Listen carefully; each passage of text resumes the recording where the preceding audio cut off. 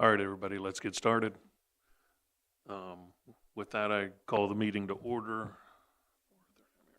Will the roll be called? Burnett, Here. Carter, Neal, Here. Pasalacqua, Patterson, Here. Paul, Smeltzer, Thorsland, Here. Yukon. Here. All right, we've got a quorum present, so we can keep moving here. Approval of the agenda. Is there a motion to do so? I've got a first. Is there a second? I have a second.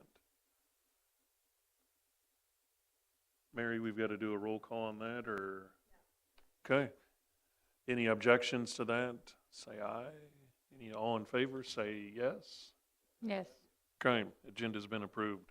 Public participation, I did not receive any slips. Does anybody in the public want to speak during public participation? All right, I see none on that, so we're going to jump back to the minutes from April 26th. Is there a motion to approve the minutes? I've got a first and a second. All in favor say aye. Aye. All opposed, same sign. Minutes are approved. I'll ask, I gave you an extra 30 seconds to think about public participation. None. Communication, I've got none. Mary, anything that you happen to, Mary's shaking her head as well. So with that, we're going to move into new business. I'll call on Dawn and Mary Alice to talk a little bit about the community survey results. It's up on the screen, is what they're going to walk through.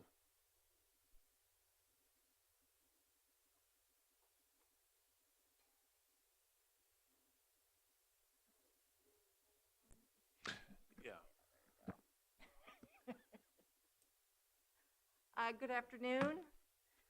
Sorry, we'll put this here. My name is Mary Alice Wu. I work at the University of Illinois. Hello, Mike. And today with me I have my partner in crime, Dawn Owens, and she is the one who is kind of the brain behind this whole project. So I wanted to give kind of an overview of how we conducted the project, the results that we were able to obtain, and then there are some technical details that I'm sure you guys have questions about, and that's where Dawn comes in. So I will start. We were asked to conduct a statistically valid survey of the county to find out how much people actually supported the idea of the county investing in broadband and how likely they would be to subscribe. So those are kind of the two main questions on our survey, but we have a lot of other kind of questions in terms of their what they like in terms of their service, what types of service they have, how much money they're currently paying, what types of things that they do over the internet. So to start, we had four main methods of communicating with people. The county sent out 3,699 different postcards asking people to take the survey. Those people were selected randomly through 31 different strata that Dawn created for us. So everybody had an equal probability of actually receiving a postcard. Each postcard had a unique code on it so that we could identify exactly where that response came from. So there were two mails. There was one on May 25th, and then there was a special mail to rural areas in order for us to make sure that the rural population was appropriately getting responses. The second thing that we did, which was a huge undertaking, is we actually drove to all of these addresses. So we had a big canvassing operation. We were out on 8 weekends, so 8 weekend days, sorry, and then we were out on 5 evenings. So there was a total of 12 different days that we were trying to get answers from people. We had anywhere from 4 to 7 different canvassing teams that went into the county.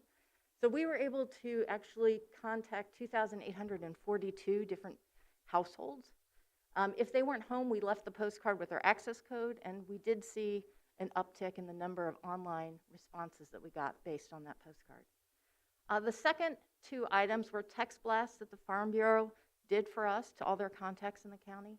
And then there were promotions. So there was an interview for the Illinois homepage. There were Facebook postings in the different communities. And then, of course, the Farm Bureau also helped out with email blasts and with meetings. So this is just a summary of how often a house was actually contacted by all these different methods. So we had approximately only 14.8% of the households were only contacted once, which is that mailing. And only 2.7% of those households were contacted 4 or more times. Most of the people were actually contacted through canvassing or canvassing in the mail. So that's about 61% of our samples. So these are the number of times that we were able to reach people. Then we have response rates by region. So there were 6 regions that were identified in the report, the broadband report. I think Finley is the person who created that, right? So as you can see, the Northwest had a really great response rate. We had 40% response rate there. Why was that? And the lowest was South Central, so that's the Savoy-Tolona area, and that was 23.5%. Right, so in terms of the characteristics of the people who answered our survey, we had mostly owners, but there were some renters in the pool. And the median number of people who lived in the households was 2, which is pretty much expected. Based on the response rates, we actually weighted all of the data to put them back into the proportion of the county. So most of results are weighted results. But on this next slide, you'll see that we actually have weighted and unweighted results.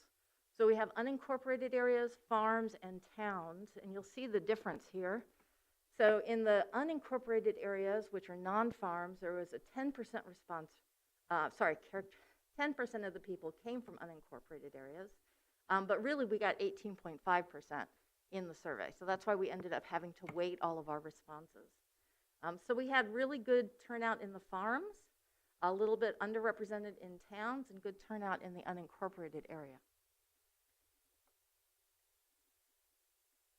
So overall, most people currently have some form of internet. 93% roughly have some kind of internet. They could be cell, it could be broadband, it could be satellite. And we have a slide in terms of what types of access people currently have. The distribution in terms of the different segments there show that the northeast area has the lowest percent, which is 88%, which is still high. And then the highest area is 97.3%. Which is that Savoy-Tolona area, that's South Central. And what do people use the internet for? So we broke this up into 2 different categories. One is school work type of activities, and the second one is personal use. So it was actually surprising to me that we had about 51% of the people who were working from home. Whoever worked from home.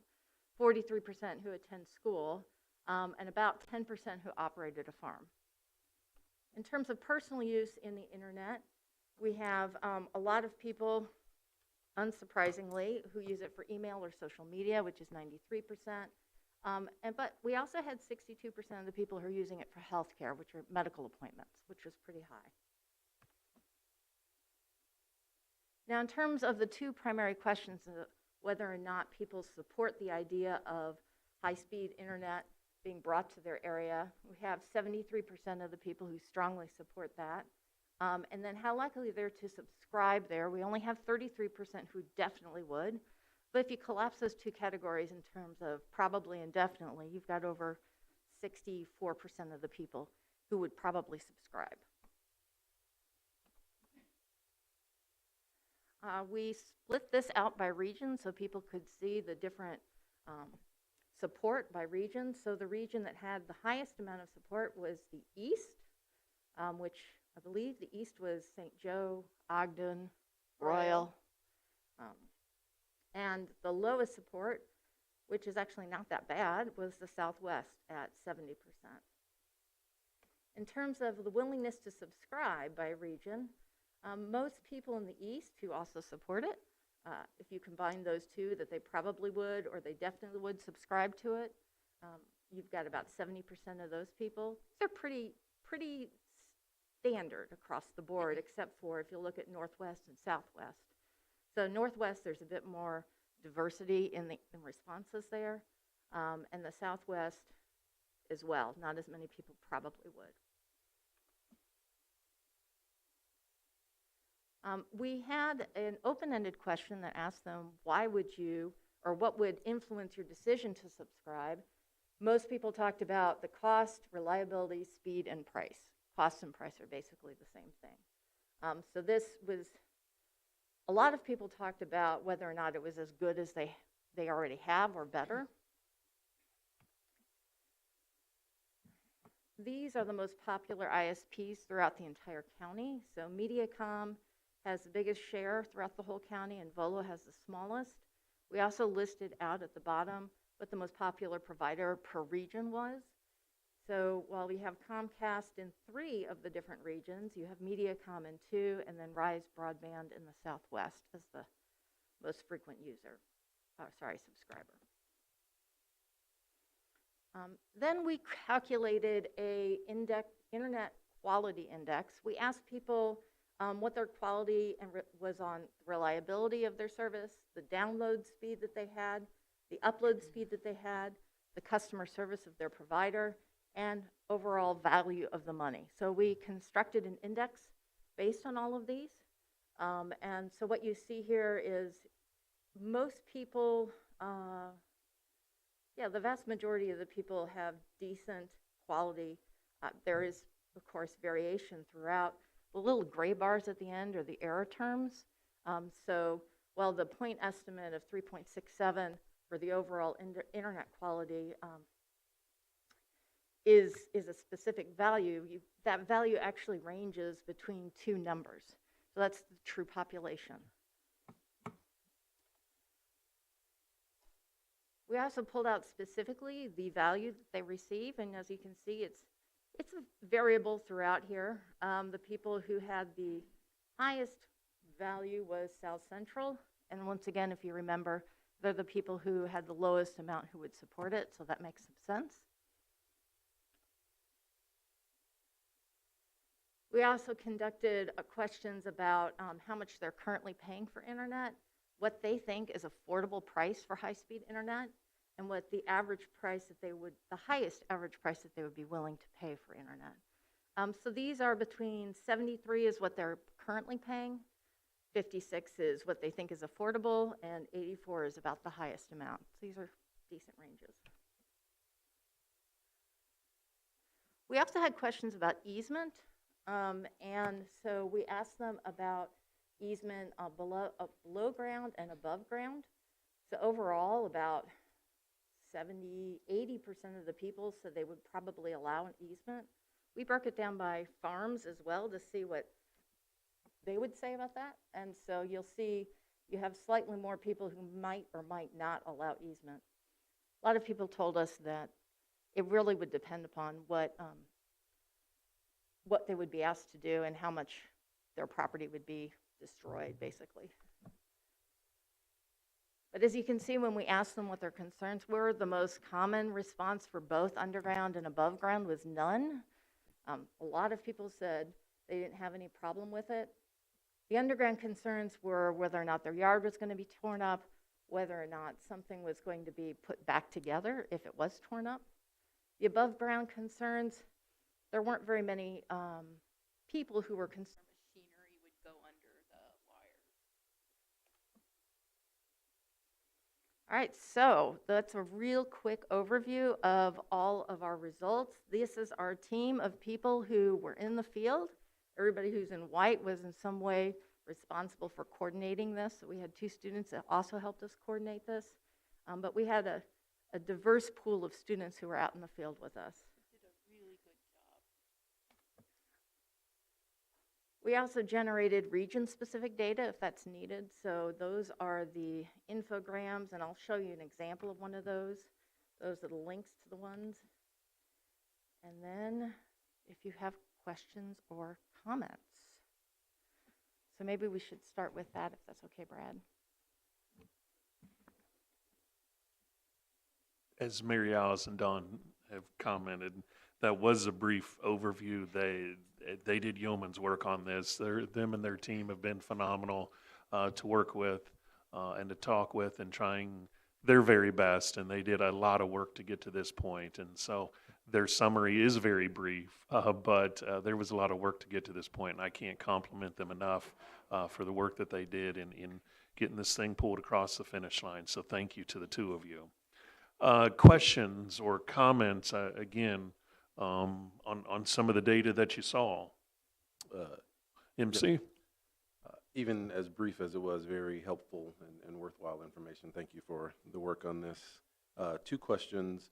One, the question that you asked for value, how exactly was that worded? So how did people determine what their ranking was? And then both for the value question and the quality index question, I know you had that grouped based on the region. Is it possible to get that data based on the ISP so we'll know how people? Yeah, that's a really excellent idea. Okay. So those are my two. Index by ISP. Yeah. So basically, we actually handed people a card, and we asked them a question about rating their current ISP. So we asked them if they would rate it on the reliability, the download speed, et cetera. And we handed them a card, and the card had the answers, which was excellent to poor. So they rated it excellent, very good, moderately good. Excellent, good, fair, poor, very poor. Right.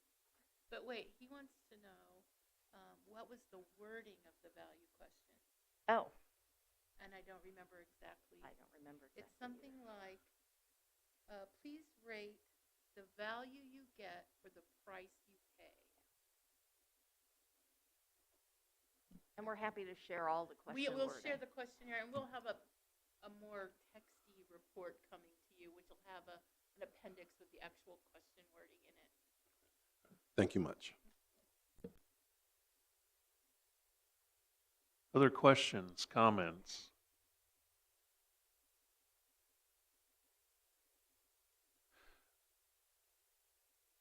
What challenges do you still see with the data? I mean, again, in broad terms, you feel very good representation by all the sectors. Your goal was how much per of the 6 regions? What was your goal percentage-wise?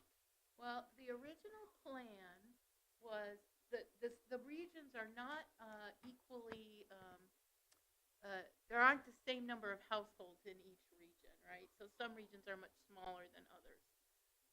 But so our original sampling plan was to get 600 sample points from each region, which is out of proportion to what they are in the county. That was because that was the max price the county could bear for the mailing, basically. So we took as many as we could mail to. And then inside each of those areas, we stratified by the towns that were in there and the rural areas that were inside each of these areas. So when we sent out the survey, it was out of proportion to its population. And then we used something called survey weighting to put it back in proportion. Because I don't know if you noticed in the slide with both weighted and unweighted farms. Can you show that slide?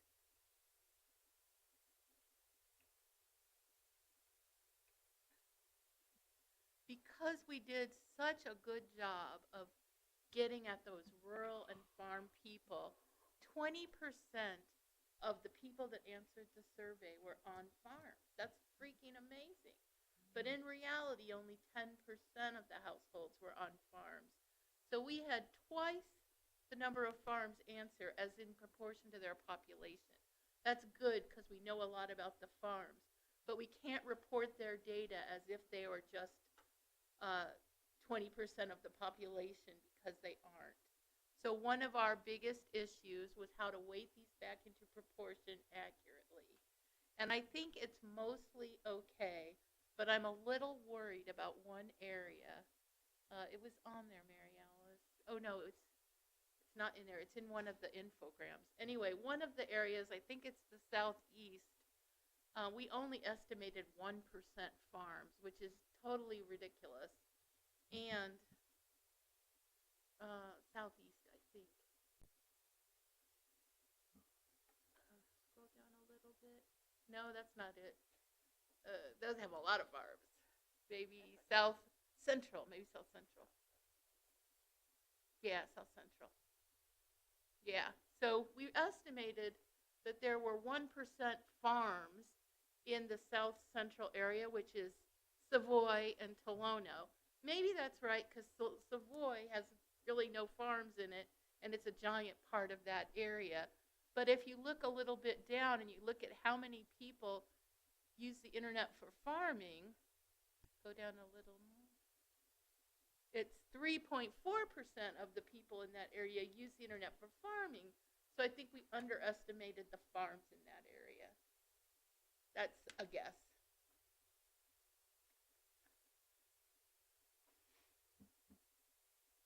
Did I As- just go off kilter? Or did I answer? I don't know. You gave a great answer. Okay. So these documents, and including these for each region, they're now a public document at this point, correct? Yeah, right?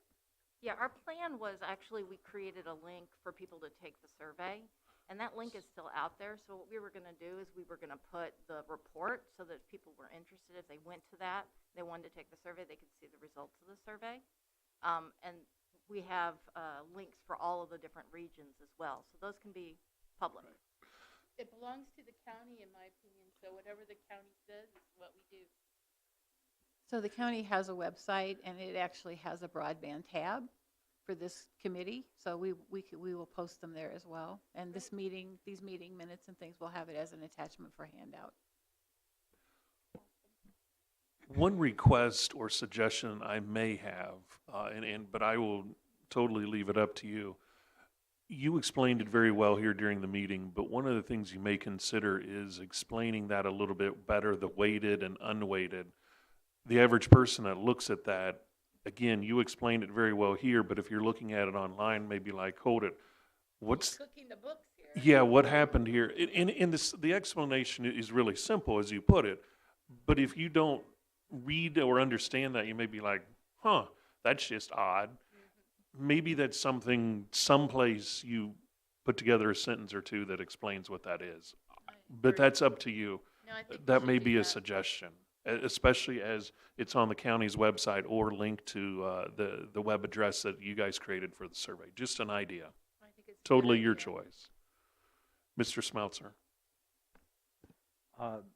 That one little thing is just such a tiny blip on a really great piece of work.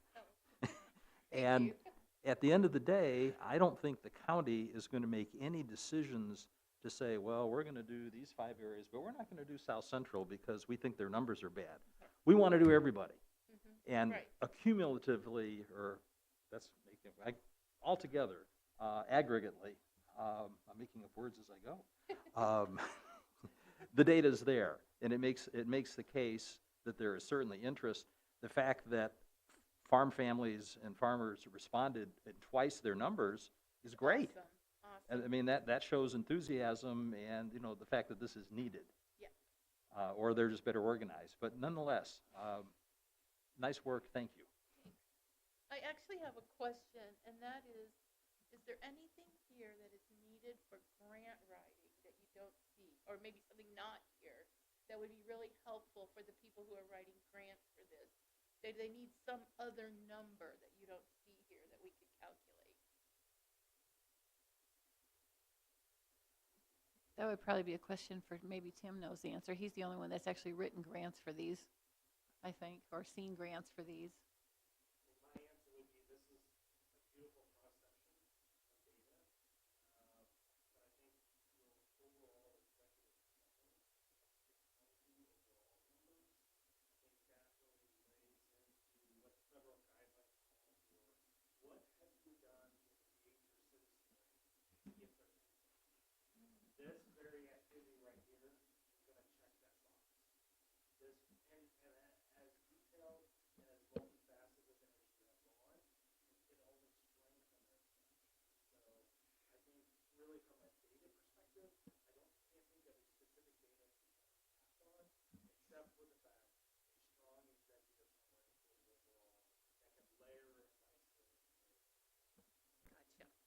And just to sort of dovetail on what Tim said.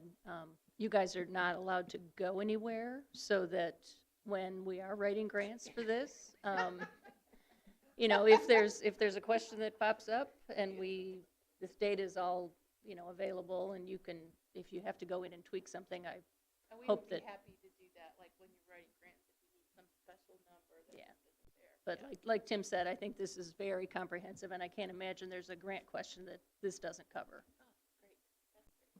We do have plans to write up what we call metadata, so data about the data. So for any geeks out there who really want to know the history in terms of survey, we have 3 different weights actually that we've weighted this data by, so that'll all be written up, but it won't be for the layperson.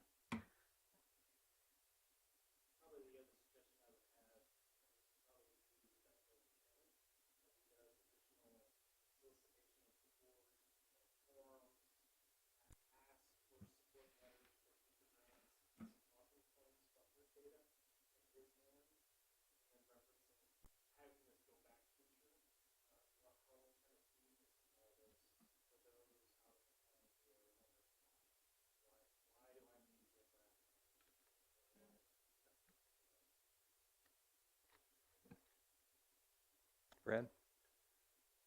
When we did this 12 years ago, Oh, yes. they asked us, what was your methodology? And we were able to describe the methodology you guys used 12 years ago, and they said, that's great.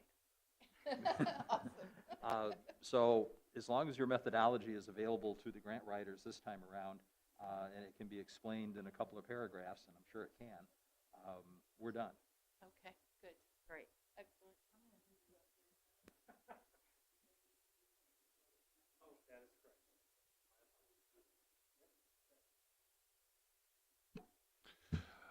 Other questions or comments? Again, I think Don and Mary Alice, you get the sentiment that, you know, you guys did a great job. At the end of the day, that's what it boils down to. We really appreciate it, so.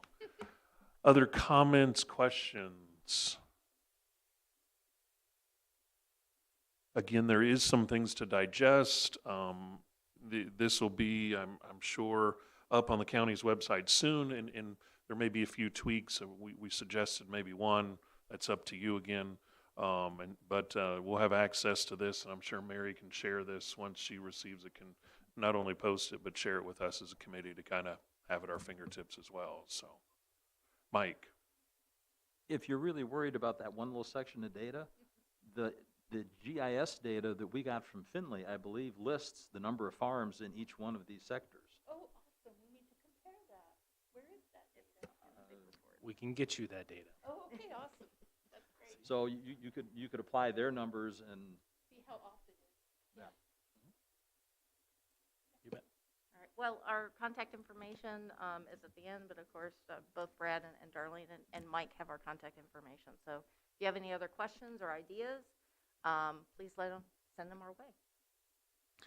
Thank you, Don. Thank you, Mary Alice. All right.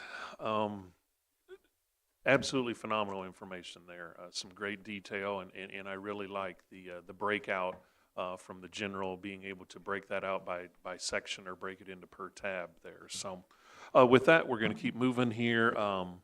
As all of us know, the county engaged Finley Engineering with an RFI, a request for information. We discussed that at our last meeting, and that project was completed. The deadline for that was June 30th, I believe, at 4 p.m. for companies to provide information and submit their information. And with that, I'm going to turn it over to Tim from Finley to talk a little bit about it. I suspect he's going to cover this packet. If everybody looks, it says Finley on the front, and then this big sheet here is what he's also going to cover. So if you are wanting to look at the screen, you're more than welcome to, but this is really the information he's going to cover. So Tim, it's all yours. And here I already made my first mistake. I didn't hit on. Tim Arbeiter, Director of Broadband Consulting, Finley Engineering. Good to be back in front of this group again. Hats off to the task force, county leadership, and the fine work, they already left, the fine work on the data. a lot of counties and entities don't always as quickly move into action as you guys have done, which was the first key recommendation is get some statistical data. And that was a key recommendation out of our study, given we were just shy of ours. So hats off to this group here for making that happen, because that is truly going to make some powerful statements as you move forward on future funding requests, because it does satisfy those federal guidelines. So as Mr. Chairman had indicated, quickly after the study, we began discussions with county leadership and Brad to work on the next phase, which is the RFI process to gauge interest amongst the provider community. Is there interest in the county amongst the different quadrants or sectors of the county for the areas that are quote-unquote grant-eligible areas, which means those areas that are lacking high-speed internet? So let me just clarify for the task force, and you know this already, so I'm actually kind of repeating myself, but it's probably also for the audience and those who are visualizing via YouTube as well. So, you know, the federal guidelines, the new federal funding that's coming and the state funding, many have aligned to the definitions of served areas as receiving 100 by 20 and above, so 100 megabytes down, 20 megabits up. Underserved is not quite 120, but above 25.3. So 25 megabits down, 3 megabits up. Unserved is those that are not quite getting 25.3 down to 10.1. And in Illinois, there's a fourth layer of definition, which is highly unserved, which is not quite 10.1, 10 megabytes down, 1 up to nothing. So just I wanted the task force to be aware of that, because Connect Illinois does have that fourth stratification, if you will. So as Mr. Chairman had said, we had published the RFI to all the existing providers and posted it on the county's website, which put it out to the world, to those who might be interested in expanding broadband inside the county premises, publishing the sectors, and as you see the sectors, so thank you for Dawn and Mary Alice, they align those sectors to those high-level design areas back to the study. So on June 30th, we had 9 respondents, and so I actually have on the website the actual Broadband Task Force tab, and the handouts are here. I don't have a prepared presentation because I really wanted this to be more of a dialogue and not just go PowerPoint slide by PowerPoint slide. But I really will go through, hopefully, as you were awaiting the meeting to start, and during some time had a chance to peruse the materials, and just to give you a little bit of a primer, if you will. Going to give you the descriptions first of the 9. They're in alphabetical order, so there is no rhyme or reason, just alphabetical order. So, Tim, Mr. I'll Chairman. interrupt 1 second. Yeah. So it was published, the RFI was put out there on the county's website.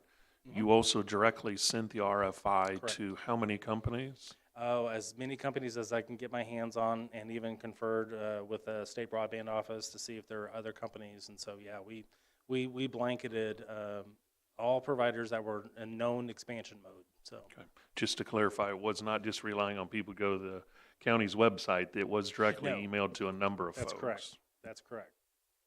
Okay, so let me just kind of run through these real quick, and apologize, they're in PDF format, but going to expand a little bit for those old eyes like mine.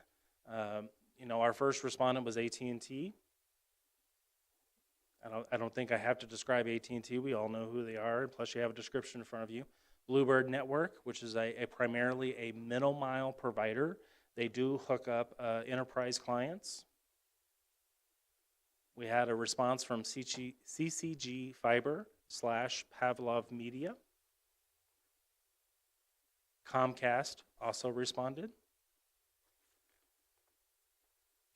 Digital Infrastructure Group, presenting an interesting concept. Frontier Communications also responded. MF Wireless, NextLink Internet, and then Volo.net Internet also submitted.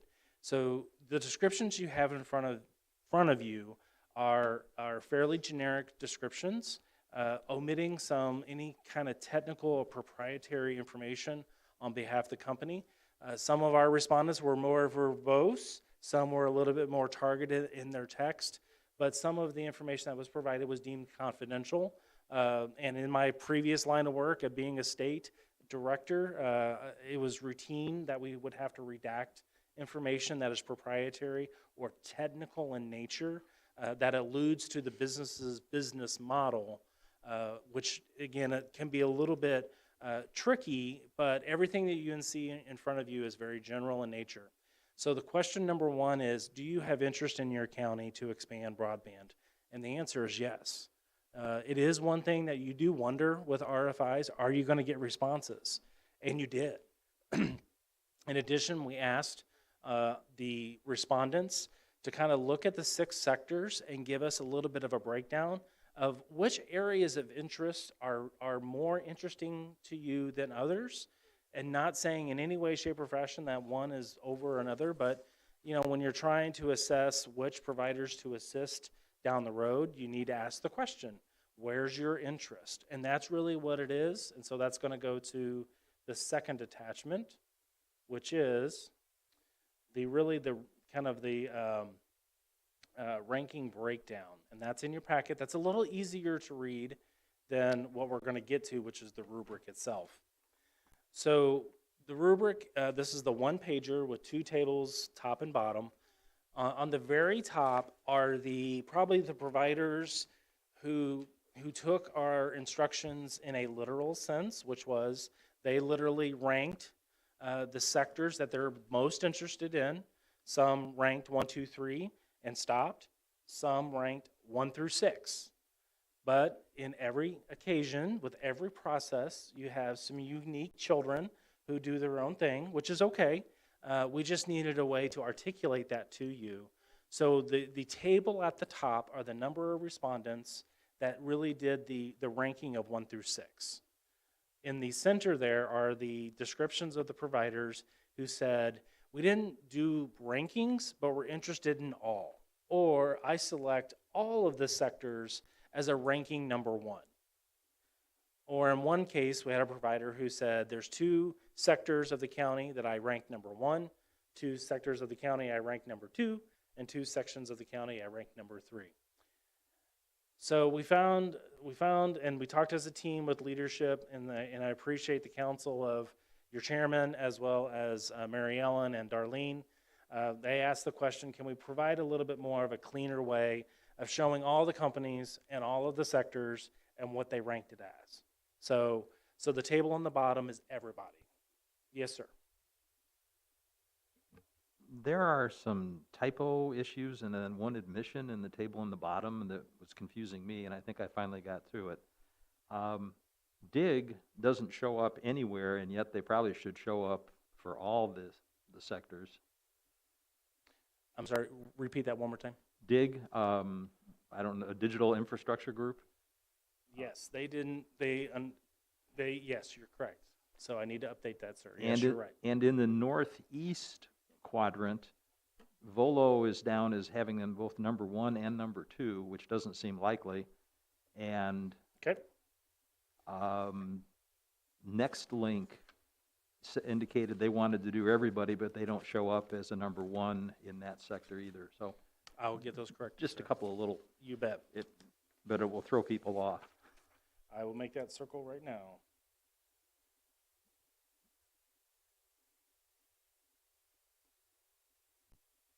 Okay, very good. All right. The next thing I wanted to kind of share with you is just for the purposes of the task force as well as any in the audience is the actual maps itself. And again, not that they need any reiteration for this group, but just as a reminder, the grant eligible areas are those that are matched up with the Connect Illinois or the Illinois broadband map of those that are deeming. This excludes RDOF areas. So you do have 3 providers in contention right now for the FCC RDOF awards. They are winning bidders.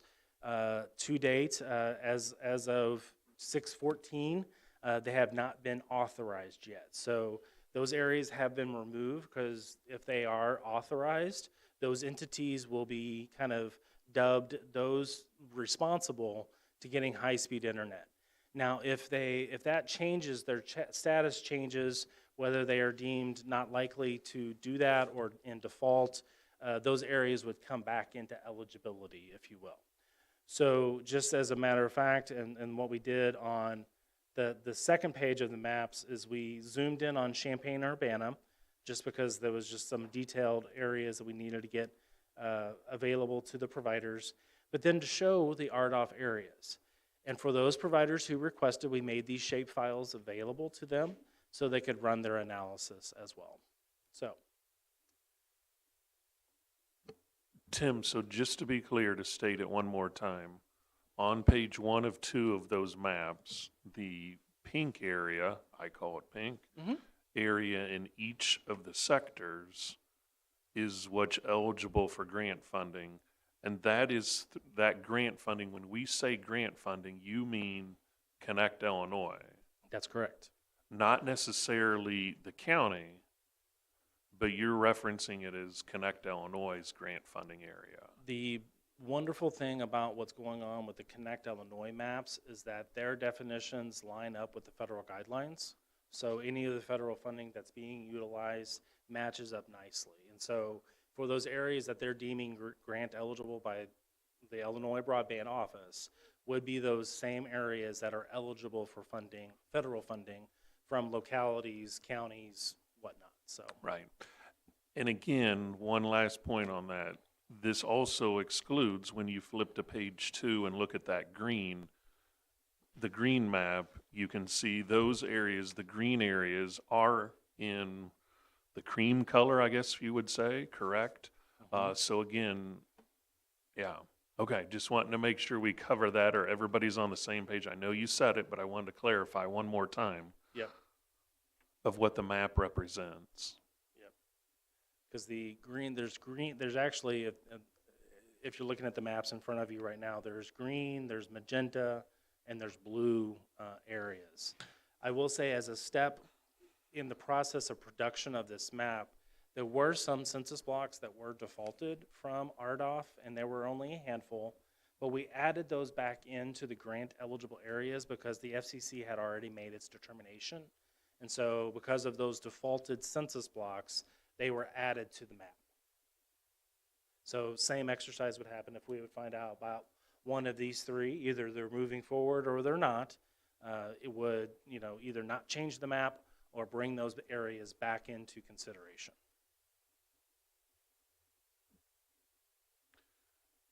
Before Tim's switching and pulling up other documents, let's stop just a second before he gets into this larger matrix. Any questions thus far? Description of, in essence, description of each of the companies, which again, that information came directly from their RFI, or the brief two-box matrix here, or rubric matrix, one on top, one on the bottom, and the map. Any question on that data that in essence is in this paper clipped one here? Any questions on that? And thank you, Mike, for those. Okay. Tim, it's up to you on the what I would call the legal size sheet of paper here. Oh, this is tabloid, Mr. Chairman. Tabloid, I'm sorry. Tabloid size. I think I'm reaching the age where I need bifocals. So, this is my apologies for the my apologies for the small text on here. But what you will find in front of you is the companies, their official legal name, which is the first column. They're doing business as. Many internet companies have a DBA, so that's your second column. And then the remaining columns in that first section is our key contact information. And then we move into the years of operation in Champaign County. So not to read these down the road, but you can see there some of the providers have been longstanding providers in the county, and some are just beginning. You see color coding in the project type, which talks about the first column of that is I'm interested in being the last mile provider, interested in middle mile, or I'm looking at a combination of both. When in our world, we call that a hybrid deployment. So they're looking at either a combination of last mile, middle mile, or they're looking at combination of the type of technology, which is the next section. So looking at a fiber deployment, cable deployment, a fixed wireless deployment, or a combo. So again, that would be a hybrid. So looking at, several of them said, even in the descriptions, looking at fiber deployment with a fixed wireless, piece of the deployment itself. Then you can see the deployment characteristics with the speeds and the latency, and then you see their rankings, and you could refer to the table, and then the communities in the column there. Some of them, all of them, many of them indicated their future funding that they're going to go after. It's not a shock. Many of them are going to go after Connect Illinois, BEAD money when it starts coming to the states in 2023. And then you also see some are interested in some of the NTIA programs, and they're probably referring to the middle mile program that's open now. And then most of the other NTIA programs will come to the states. But then you also see a list of providers in some of the past programs that they have participated in as the last column. And I'm going to scroll over just so we could talk about that if need be. So certainly you have about 7 of the 9 providers have participated in previous awards, whether it be the FCC, the USDA, a state grant, and in some cases there were a couple of providers that worked with the village directly or a town directly for grant assistance support. So with that, that's kind of the overview of your submissions. So yes, you have interest. So now it's talking about the next steps. And so with that, it's really going to hand it over to you, Mr. Chairman, just to kind of, organize the conversation for our next steps with this RFI process. Before we do that, any questions off of this tabloid-sized matrix? Mike? As long as I'm in constructive criticism mode and you're taking it well, if this chart was in the same alphabetical order as this list, that would be really useful. You bet. Because it's the readers don't even help. Yep, you got it. But no, this tells us exactly what we need to know. Yep, and I can reorder that. By my summary of it, it looked like there were 7 providers that were interested in providing service to all the areas, and there were 2 that wanted to cherry pick just a few. Correct. That's great. Other questions? My question would be, Tim, you've studied this, so you can spout this off a little bit easier. The companies that want to do fiber to the entire county appear to be, is this correct, Comcast, Frontier, Pavlov, and Volo? Well, it looks like from the interest of some of the ones that have done all county, certainly will be probably some hybrid deployments from, Volo, in interest of, their standpoint, probably they were stronger on the fiber standpoint. Comcast certainly said all county, as, they ranked all of their sectors number 1, if you will. Again, take that for what you will. When you rank all of yours number 1, it begs the question, the abilities to get it all done in a quick time frame. And I would say that of others too, if you will. So, but yeah, I mean, you certainly have a preponderance of most of your providers want to do fiber with some hybrid on a few of these. So.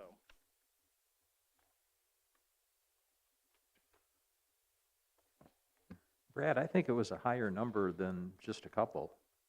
Almost all of these are pure fiber with the exception of 2.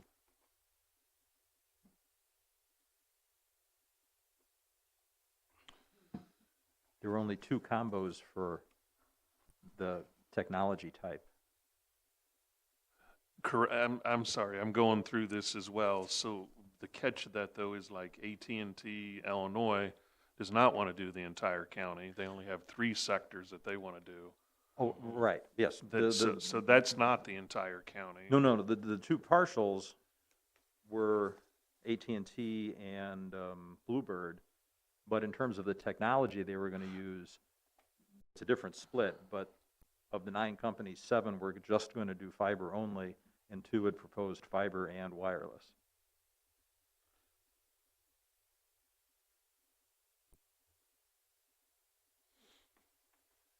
Yeah, I apologize. I'm breaking this out a little bit myself here, of looking at some.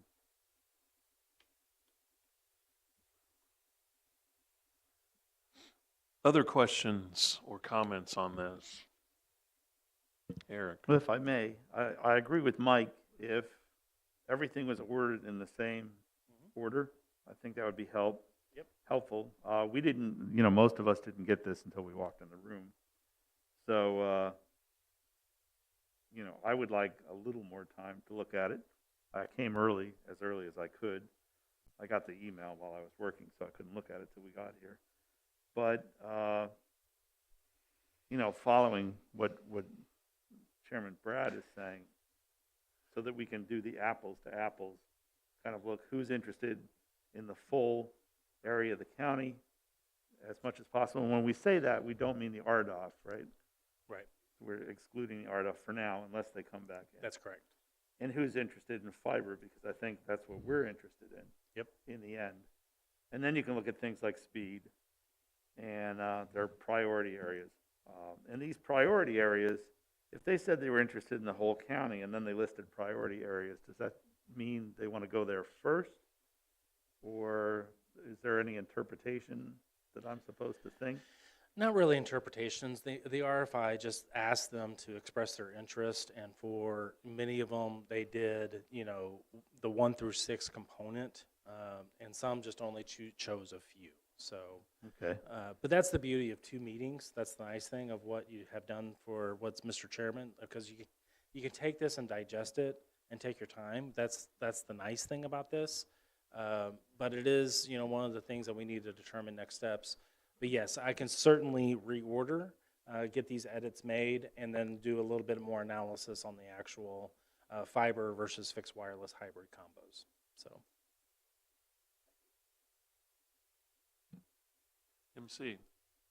I'm sorry, I may have missed that, but same question that Eric had. So the priority areas, so like AT&T, the east sector, and they have a priority of St. Joe.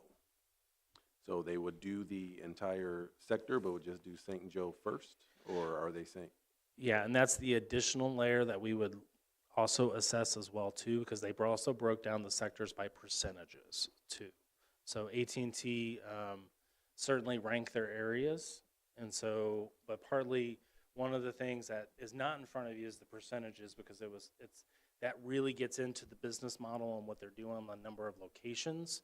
And so one of the things we're assessing with this RFI is really how then we take the next step with these entities to get a little bit more granular data with them. Because right now on the RFI, we're able to ask them about their interest. Now it's to take it to the next level. AT&T in particular had some questions about, specific areas that they had interest in, so. Thank you. MC, I would add to that comment, or your point there is, but it goes back to the map. I mean, my interpretation is they mean that whole eastern district and not just St. Joe, because it goes back to my point of the map. St. Joe is in the cream color and is That's correct. not eligible. So I assume they're just referencing perhaps the largest town in that section. Yep. I'm assuming MC. Can't answer it though for sure. Yeah, and usually with some of the providers, they're looking at that tertiary area that's around, so that when they say St. Joseph, they're meaning probably that area that's surrounding that's eligible, because probably they have infrastructure assets that they want to expand out into that area as well, so.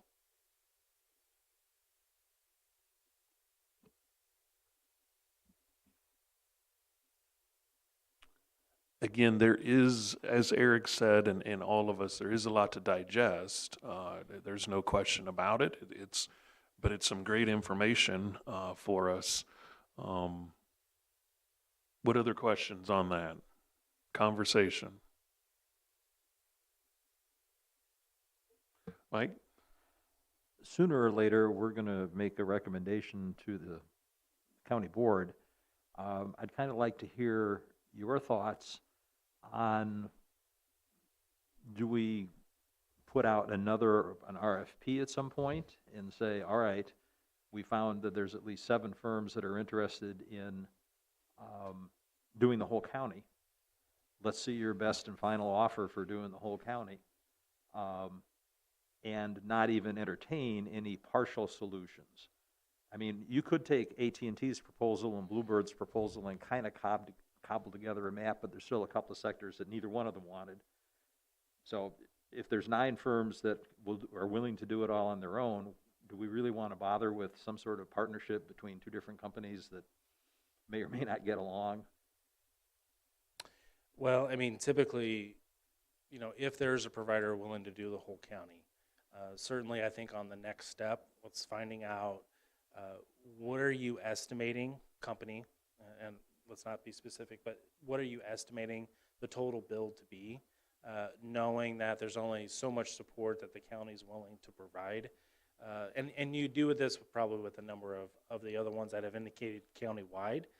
But I would encourage those that have also maybe proposed bigger swaths of the county or multiple sectors, because while it is, you know, tempting to go with a provider to do the whole county, that certainly checks it off the list, but it also, you have to ask yourself the fact of, you know, the competitiveness of the application. Not saying it wouldn't be a good application, it'd probably be a great application, but it's the likelihood of how fast can they do it. But those are the kind of the next level questions that have to be asked to get to that granular level from the county, if you will, because it is a large amount of territory to cover. It is a large amount of infrastructure to put out there, knowing based on the study, and Brad and I had this conversation a couple days ago when, you know, our estimate from Findlay was non-RDOF area, so everything kind of in pink was give or take, you know, $48 million. And so you look at that one application for Connect Illinois, let's just use that as the example, and there's a percentage support, you know, that maybe comes from the county. That's a pretty hefty application when there's maybe only, I think, a $50 million fund that might be available from the state of Illinois. It may be more than that based on new numbers.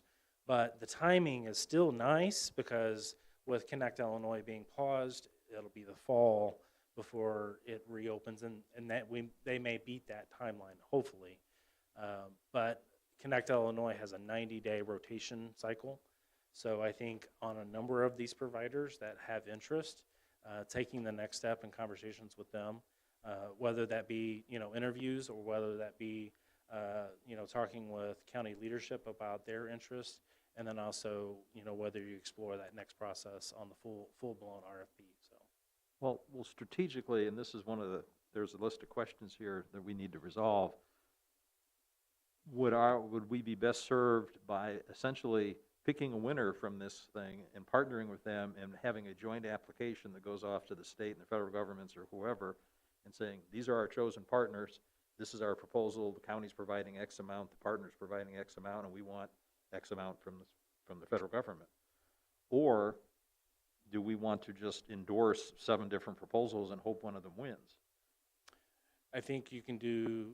I think those are the options in front of you, actually. And so I think the opportunity to do multiple proposals from multiple providers, that I think gains the opportunity for diversification, because knowing that these applications will go to the state of Illinois for, let's just use Connect Illinois as the example, they will compete with other applications statewide. But because you've done your homework, and these areas are quote-unquote grant eligible, they have a strong case, and you combine that with the survey work on engaging the public, and then also with the additional amounts of support that's already out there and brewing with the support, the applications offered up by multiple providers really could be a great option. So, at that point, we're letting the Illinois Department of Commerce and Economic Opportunity a priority for who wins, whereas the county board could do that themselves. I mean, the county board is closer to these providers and to the, I guess I'm leaning in the direction of us picking a desired partner and not leaving it to chance, because if they all go off and we say, oh, we're happy with any of those, that's not much of a statement from the county in terms of a ringing endorsement.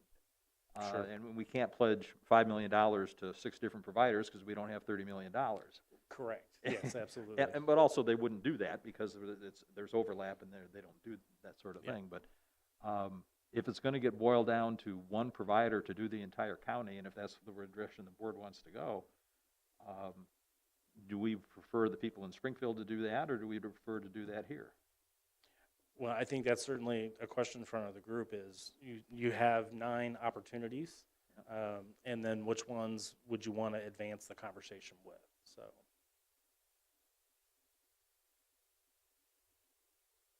I yield my time. MC. And so from those 2 scenarios, which one of those would increase the likelihood of us getting funding? Is it something where if we say, hey, we have, this is the one solution we want to move forward to, or we're confident with either of these 2, and we send that down to the state versus sending all 9 down to the state? In your opinion, which one would increase chances of us getting funding?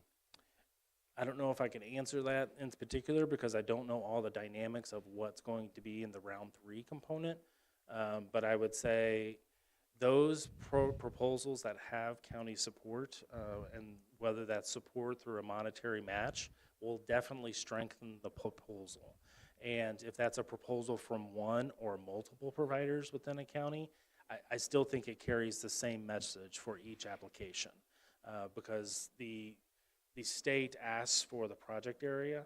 They also ask for the type of, everything that's on here. In addition, they ask for timeline, milestones, and can you meet the construction within the time frame that we're going to give you, which is the federal guidelines for, the ARPA funds, which is 2024 must be, expended or committed, 2026 it has to be spent by. So if a provider presents the whole county, the question remains, can you meet the timeline and the milestones? Back to Mike's suggestion, can they do it? Do they have the capital to do it? That in itself is a question that is to be asked. But I think multiple proposals from a county with county support with multiple providers, I still think it's the same strength as if it's one provider doing the whole county. So it really comes down to the numbers and what's being asked for from a state perspective, if you will. Because if Reconnect Round 3 opens, Connect Illinois Round 3 opens up and they still have a couple $100 million to deploy, but they receive $600 million in requests, they're going to look at the proposals with the strongest amount of points in each category. The great thing is if each of these providers apply for the grant eligible areas, it's a clean request because they've already deemed that these are areas of high importance based on the speeds. Then it's up to the company strength, community support strength, and then the ability to make good on the timelines and milestones that they put in their paperwork.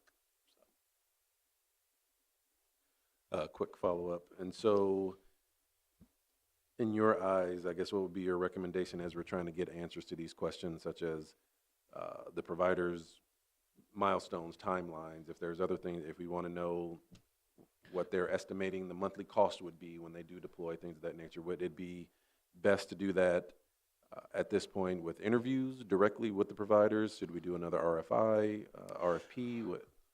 I think that's something we have to discuss as a group. I think it will help to do some interviews of those that you're interested in advancing forward as far as the opportunity to get at that granular level of that information based on, because they already know the grant eligible areas. They should be able to estimate from their company's perspective what's the total bill cost, what kind of support are they looking for. from the county's perspective. And we're speaking monetarily, but there's other things that we've conversed about, other things the county can do to help accelerate broadband. I mean, we talk about dollars because that's the question in front of us, but there are other things that can be done too. So yes, I think the next step was probably some interviews. So. Sorry, I lied. I know I said last question. My last question now for I'm Darlene. remembering that, MC, that when you say that, I don't. So I know with certain dollar amounts with the county, you have to do a RFP, which I've done. I don't know if a RFI is look the same way as RFP. Okay, so at some point we will still need to do. Got it. Okay, thank you. I'll give you my 2 cents on your question, MC, and Tim, thanks for yours. And this is obviously not in order of this document. I think interviews are next. I think that's a sensible way to go to get some of this information. And to be honest, I could probably cut it to 5 companies right now. If you said, Brad, which of the 5? I could say, here's the 5 companies we should interview. And I can justify why not to do the other 4. So, but I think interviews are the next, that's my opinion. Eric. Yeah, I agree with that. I think we need to define maybe this handful, and then there's very specific questions. Okay, we're going to partner up with you, and it's 1 company or 2. I'm a little hesitant to say, okay, well, I want 9 companies, and I want to go to the state and look for that because I see, the monster of too many heads, trying to coordinate all of that. But a couple of strong companies. And the main question is, you're ready to do that. Do you have the manpower and the equipment to do the whole county? Do you think you can do it within the time frame, given the amount of money that we think we're going to have? And if they're hesitant, then they're maybe not a great contender. If they have good answers to that, then I think they are. We've had some of the people, I appreciate the people that were very specific about their regions and their ratings, and they followed instructions, because when it comes to applying for these grants, following the instructions is really important. The grant funding agencies are very specific about how they want. And you've done grants, a number of them, correct, Eric? With your professional career. I have worked as a grant-supported person until January of this year for 42 years. I've lived on NSF, DOE kind of grants. And I don't often write them all, but I'm involved in putting them together. And I know exactly how banal and ridiculous some of their rules are, and how many letters and what your board, and they're very specific. So I appreciate a company that saw what we asked for and followed it, because that shows that they understand from the beginning that we have to be very well defined. We have to come in there with a very good package. I see a couple strong contenders here. I'd be happy to see maybe 2 companies, and we go to the state. Probably not more than that. I agree. I think the interview process is very important. What's our timeline? I mean, we talk about recommending something to the board on the 21st. Are we recommending doing interviews, or are we recommending an RFP, or are we recommending a company? Let's come back to that a second, Eric. Before that, Mike, you had a comment? Okay. So let's address that just a second. Maybe not the interviews per se of who, but let's talk just a second about timeline. So there is a desire to come up with some sort of report or a recommendation, if possible, for the July 21st county board meeting. However, in talking with Darlene, we may have till August board meeting, which is what date? I don't have that in front of me. 20-something. There may be some flexibility we could extend our self-imposed deadline to that August meeting, but then it's pretty hard. Meaning, when I say hard, I mean it's got to be hard. We got to hit it to have kind of a final recommendation on how we want to proceed forward. Not that if interviews are our next step. Not that we had interviews, it's we had interviews and here's our recommendation. If we bump to August, it's got to be the full package, the final recommendation, this is it, the way I look at it. Now, Darlene may have contrary opinion to that, but that's where I'm at. Of August would be sort of our drop dead. We better get it done. Darlene. So the timeline from the perspective I'm talking with Brad about is that we have a county board budget that has to be approved this year. The ARPA money, second tranche, has been received as of June.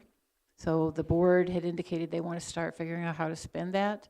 It does need to be allocated and committed by the end of '24, but it also, if you want to get it in the budget, a large amount or whatever amount needs to be decided for the budget coming up. Otherwise, it's not allocated money. So it doesn't have to have a specific project or a specific company picked out by that time, but we need to decide, are we giving 3 million or 5 million or 8 million or whatever we're doing in terms of getting it in the budget, like we have the other pieces. The end of September is the legislative budget hearings, and October will be the draft of the budget. So Eric, I'll just say it, I was maybe a little more forceful in my timeline. Darlene is maybe a little more flexible, but I'm a little more, let's get this done and let's stop dilly-dallying and let's make some decisions. However, I do not want to rush it. Don't get me wrong, Eric. You have a follow-up. And Well, Stephanie, thank you for tonight. You had said you couldn't make it. Really appreciate you coming. So, yeah, my follow-up is more like a logistical question. I'm not sure I could imagine us getting a chance to interview all these people and make a recommendation by the 21st. Because I see, can they come in? When can we see them? When can we all meet? And I don't know that that's going to happen by Thursday, which would be a great day because it's already on everybody's calendar. So it might be that we have to fall to this hard deadline in August. But that is when we start doing a lot of discussion about what we're doing. And that would be the absolute latest.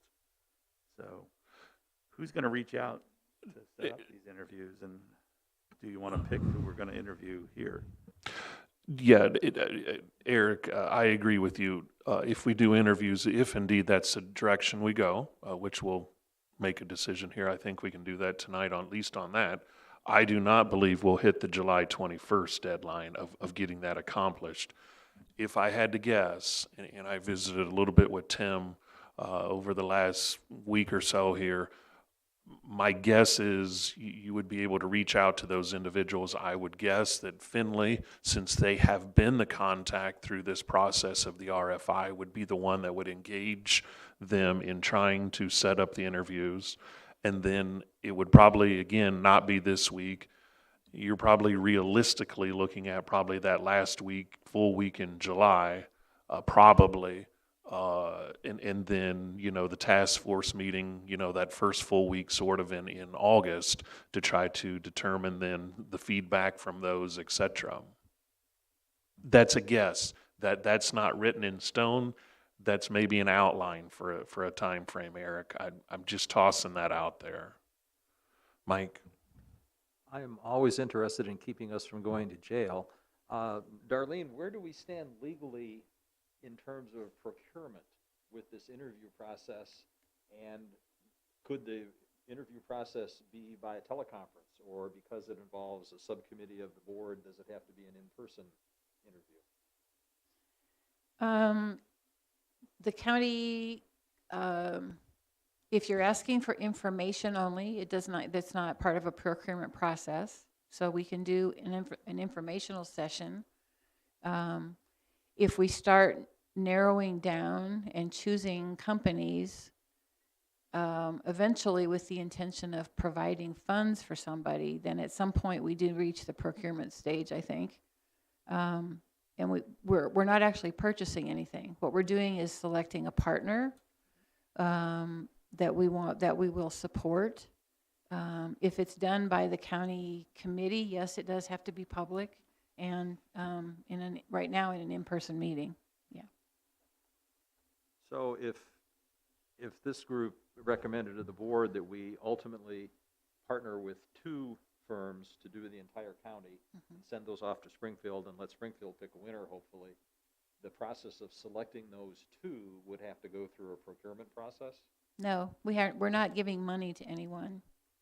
We're selecting a partner to partner with the county, so that's a choice of the board, basically. You could do it without any interview. You could just decide tonight, we're partnering with this organization, just like we would like to do. So that's not a procurement. It's a partnership agreement that we would decide to do as a county. I don't look good in orange, so this is good. I could probably make a joke about the county jail, but that's a sore subject these days, so I will not, Mike, of where you could end up, so. Other questions and comments?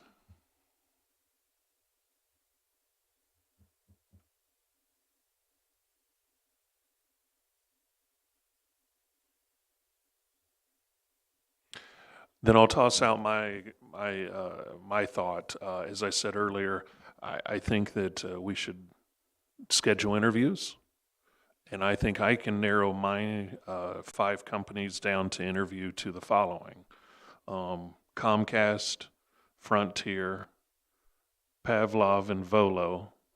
The reasoning behind all 4 of those is they're proposing fiber, which is our preferred method, and they're proposing the entire county. The 5th one that I would say to interview would be NextLink.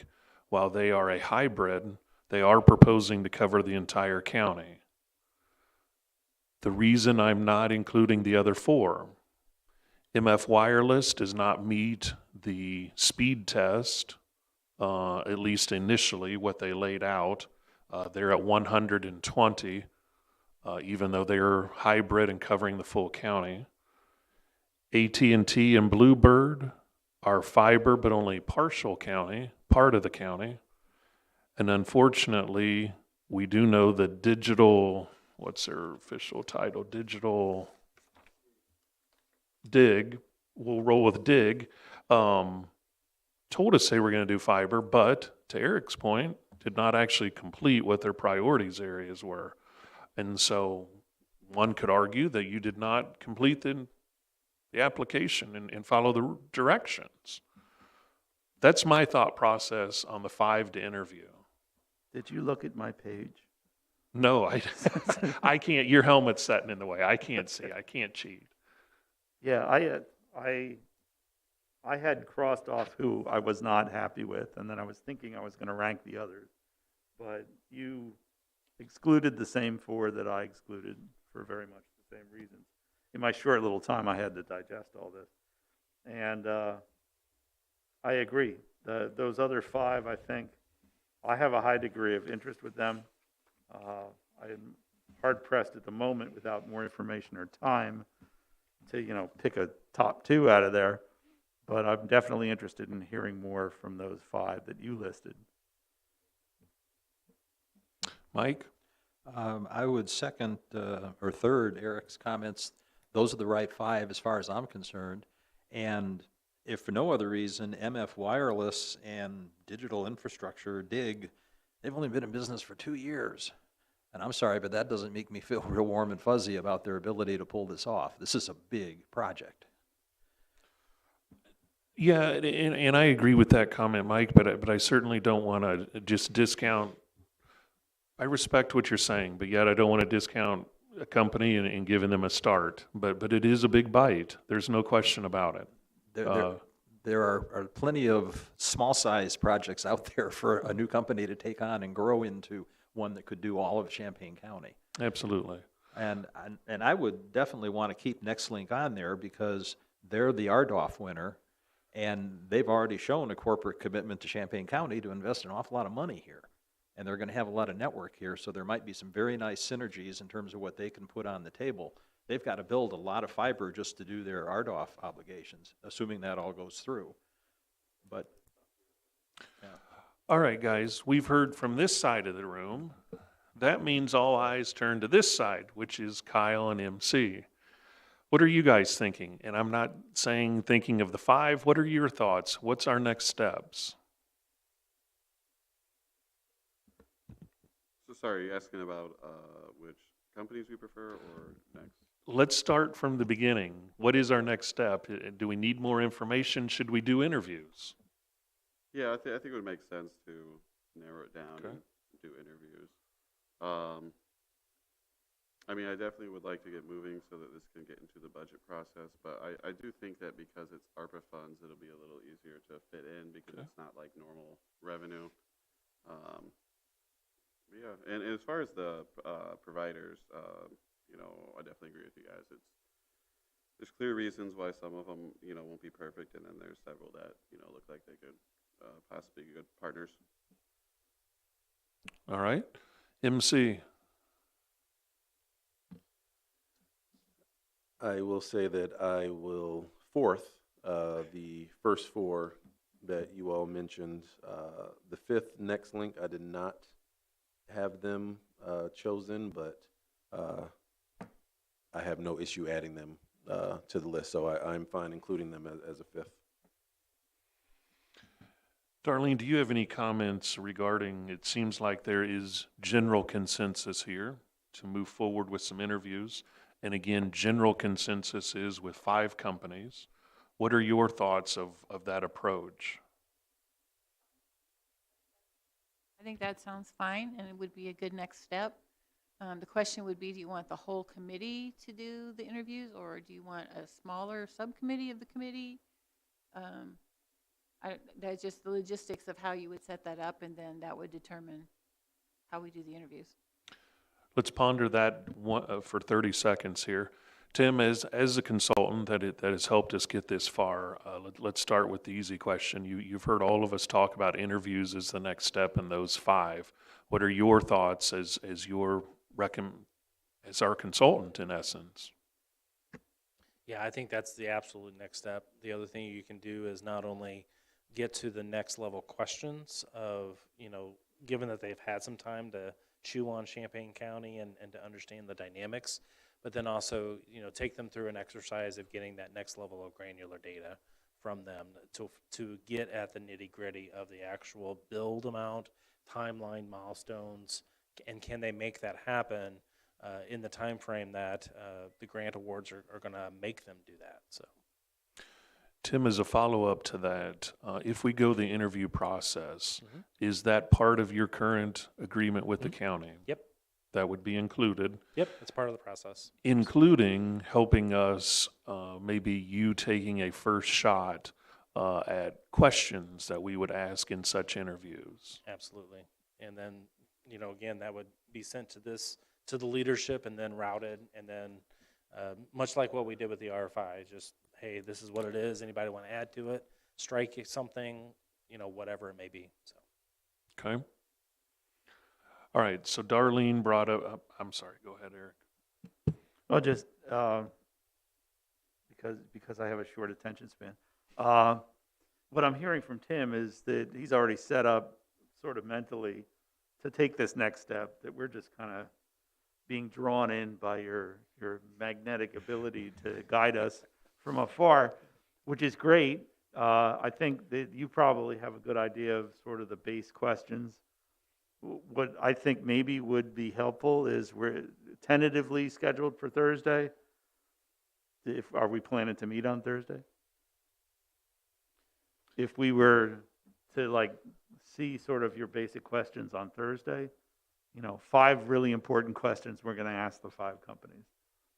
And then, we sign off on that. And then my other question would be, I don't know if the process works well if we bring them in all together at the same time in front of us, and you sit the first company down and you ask them the questions, and now you've given the other 4 a chance to hear them, and by the time we get to the last company, they really have the answer for us because we've given them a primer there, or if this process would be that a subset does them individually and brings us the answers. And then we make a decision based on that so that they don't get a chance to see each other's homework, basically, which I think is probably a better process. We don't We don't want to do this so far out in the open that they get a chance to pick each other's, oh yeah, we can do that too. Like a good cop, right? We're going to interview all the witnesses away from each other to make sure all their stories are straight. So that's just my input to the process. And, like Kyle says, I think we need to go fairly quickly on this. If we were planning on meeting Thursday, is that something that you can do? Can you come up with a set of questions that we could review by Thursday? I'm at the pleasure of the task force and the leadership, as far as, there was 2 meetings set this week, and I can certainly bring up some questions, probably a good 10 to 15 questions. Maybe, a hypothetical exercise that they need to go through. We do need to give the providers some time to get ready, because just like Champaign County, there are a number of counties and states all aggressively going after broadband right now. So we got to give the providers some time to prepare. And if we know some general questions that we can ask them, we can send those in advance.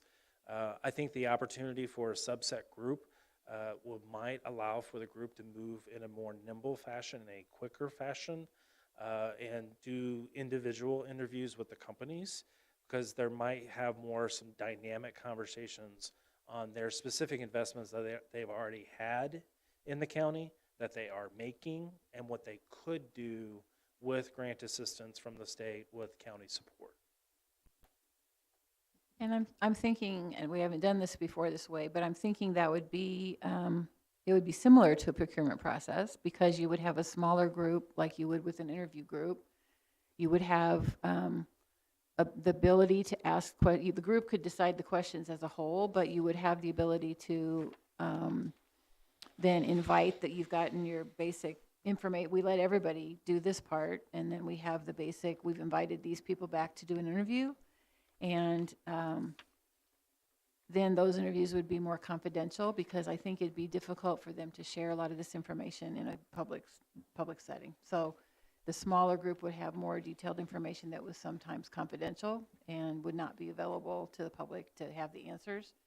And then that group could make a recommendation back to this group, to select whichever ones for whatever reasons, which would have to be done in the public meeting. I probably agree with that, Darlene, that approach of a smaller subset of our task force to do the interviews with agreed upon questions by the larger group. I'm not saying that the small subset does everything. The questions and the concepts of what we would hope to garner from these companies individually would be agreed upon by the task force, but a smaller group of 3 or 4 of us may do the specific asking of those questions, et cetera, and then be able to bring that information back to the larger task force. So there's, I believe, there's 8 people on this committee. What's the official membership of this committee? Is it 9? It's 9, yeah. Okay, so 4 people, less than 4 or less, could be on this subcommittee. Can't be a quorum. I think that for Open Meetings Act, it's the majority of a quorum. So 5 is a quorum. I think, I think 2 is the most. Right, that could be on the committee. Right, you're right. So yeah, it would be 2. So 2 representatives from this group, potentially could also include, for example, let's just say Mary Ellen and Tim, who are not board members or who are not part of this group officially as members. Mike, you had a comment just a second, Eric, sorry. Darlene covered most of it. I just wanted to be sure that we were really talking about a confidential meeting where the providers won't have any chance of seeing each other, even knowing who the other ones are, whether we schedule them every 2 hours or whatever, over a couple of days even, just so they come in, have their meeting, and they go. So the advantage to doing it with a smaller subset when it's not a public meeting is that they can be done on Zoom. They can be done on Zoom. Oh. So then they don't have to come here. Yeah, it's not a public meeting at that point. That's even better. Although 2 of the firms we're talking about are local, so that makes it easier for them at least. Eric, you had a comment? Yeah, well, short attention span. Eric's already thinking ahead. I think that if I were to nominate the two people to be on the subcommittee, I think Mike has great questions, and I think Brad's the chair. And so, congratulations. No, I mean, and, you know, with Tim and with you, I think that, I mean, in the end, Mike knows what he's doing. I'm sitting closer to him today so that I can absorb, as Tim has been broadcasting his knowledge.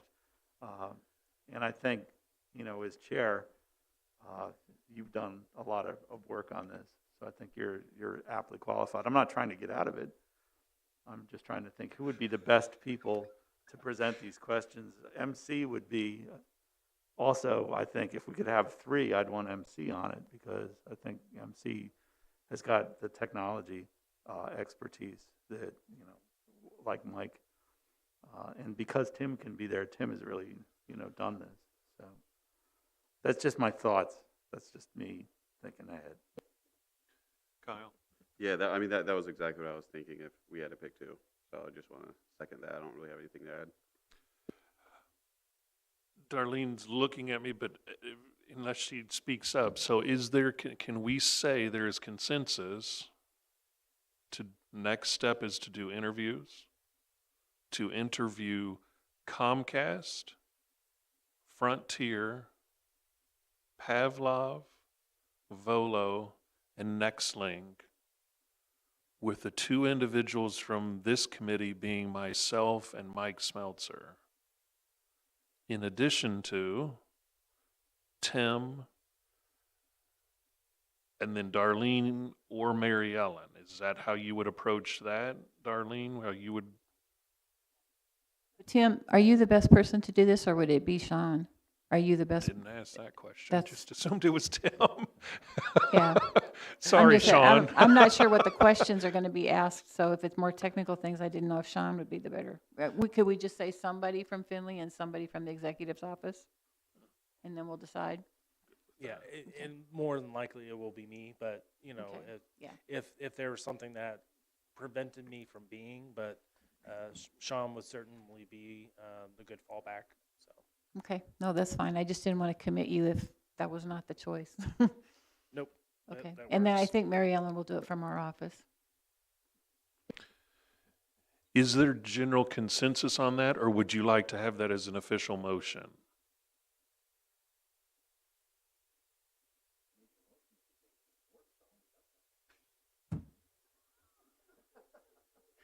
And we have the board chair sitting here, so, and several, and Eric as well. I have no preference. Darlene, do you have a preference, whether that's a committee or that was just consensus? And I see head shaking to make it a consensus. Okay, folks, so that is our next step. Interviews, 5 companies, Mike and I, 1 person from the executive office, and 1 person from Finley, 4 total on the interview. Any more clarification on that? Do we ask Mike if he agrees? No. It's not a choice. No, why do we need to do that? Why do we need to do that? No, that's fine. And we're still going to meet on Thursday to help develop that set of questions. So, okay, so we've gotten sort of that out of the way as our next step. Let's talk about then us as a task force. So we do have another meeting scheduled for same time, 4:30 on Thursday evening. There is still a number of questions on this document. Some have been addressed, and others have not. Is there a need for us to meet on Thursday evening? We are all very busy people. Is there a need for us to meet? Is it possible to, can this meeting be an email? Send proposed questions and we can sort of do not reply all and just say we agree with those. Those are great, or those are terrible, do this, and iterate it that way? Or is it best done here in the room? So make sure, and again, I'm looking at you that are on the county board or Darlene for clarification, just to make sure I'm saying this right. if we said we're not going to meet because our only goal really Thursday night was to develop questions, we could ask Tim and Finley, and Tim has said he could come up with, say, 10 to 15 questions. I then could send an email out to the entire committee saying, listen, this is our next step. This is where we're heading. If you have questions, regardless of what Finley, without seeing that, put in some ideas of what you would like to see asked during the interviews, and remind people not to respond to all, but they could respond to me. I could then share those with Tim at Finley, and Tim could either say, nope, yep, we thought of that, check, that one we got. Oh, that's an interesting one. Sure, let's ask that. That's what you're suggesting. We could do that, correct, Arlene, and not violate, per se, Open Meetings Act. And the key there, if I'm not mistaken, is not replying all to everyone. If you had ideas, do not reply all. And again, I could say that in the email, please do not reply all. Yeah. I mean, honestly, I usually wind up just BCCing everybody. And I think that if Mike and Brad could even, make decisions, I think that, I don't want to speak for everybody, but I think I trust you guys to, decide what the pertinent questions are. So. Yeah, I think maybe, the members that don't come, that are on the board, that haven't come to a Broadband meeting in a couple times, it might be because they're just too busy. And this is the kind of thing that if you send out this note, they have time at 10 o'clock at night after they've watched the weather to go, oh yeah, I have an idea for that. And we'll actually get some input. I'd like to hear from Jacob, Paul, and I'd like to hear from Brad. They're rural reps. Kyle and I are not rural reps. I have my foot still partially out there, but I don't officially represent a rural area. I'd want to hear from them too, because part of the focus is that, and I want to give them as much opportunity as possible to put some input into this. So yeah, I think if you word it right and say, get back to us as soon as you can, please, and we can get everybody on it virtually if we can't get everybody on it here in person. Is there agreement on that we will try to do this via the questions or topical? Maybe you don't have the exact wording, but topics for questions. We will do that via email, and then I repeat, not meet on this Thursday, a couple days from now. I see head shaking on that. Okay, I will work with Tim and the rest of the committee on proceeding with this, getting some brief time deadlines of people sending us topics for questions, things like that. And I'll also work with Tim then on coordinating some potential dates or looking at calendars, both with Finley, Mike, and the executive office of we might as well start to get those emails sent out to those 5 saying, hey, here's some dates or here's some times we're looking at. And we'll keep everybody in the loop. I will try to inform you of when these interviews are, just so that you know things are progressing, etc. Okay, that kind of settled new business, and we kind of took care of other business because we canceled our meeting for the 14th. I have no chair's report. Anything else you would like to discuss tonight? I'll ask one more time.